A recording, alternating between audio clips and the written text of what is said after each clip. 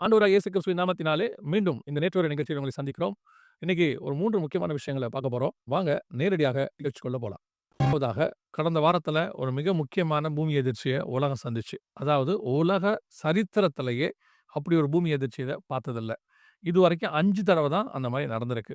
முதலாவது 1952ல ரஷ்யாவுல நடந்திருக்கு. அதற்கு பிறகு 1960ல சிலில நடந்திருக்கு. 1964ல அலாஸ்கா, 2004ல சுமத்ரா, 2011ல ஜப்பான்.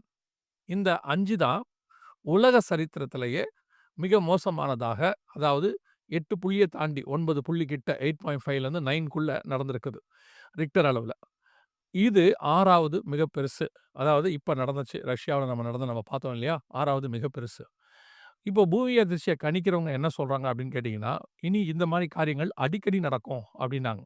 சில வாரங்களுக்கு முன்பாக ஜப்பான் ஒரு மிக முக்கியமான பூமி அதிர்ச்சிய பத்தி முன்னறிவிப்பு குடுத்திருந்துச்சு.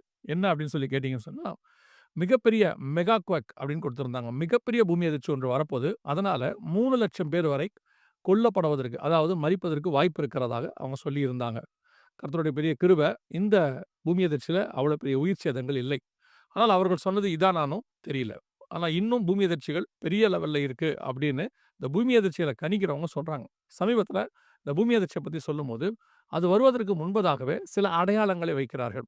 அந்த அடையாளங்கள் எல்லாம் வச்சு பார்க்கும்போது, ஆனா அது வர்றத டைம கால்குலேட் பண்ண முடியாது. இந்தந்த இடங்களுக்கு வரும், கண்டிப்பா வரும் அப்படின்னு சொல்லி அவங்க சொல்லியிருக்கிறாங்க.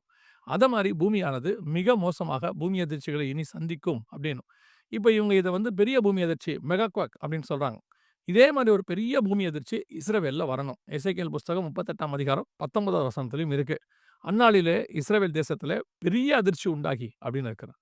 எனவே இந்த பூமி எதிர்ச்சிகள் அப்படிங்கிறது இயேசு கிறிஸ்து வருகைக்கு முன்பாக நடைபெற வேண்டிய அடையாளங்களாக சொன்னது மத்தேயு 24ல நம்ம வாசிக்கிறோம்.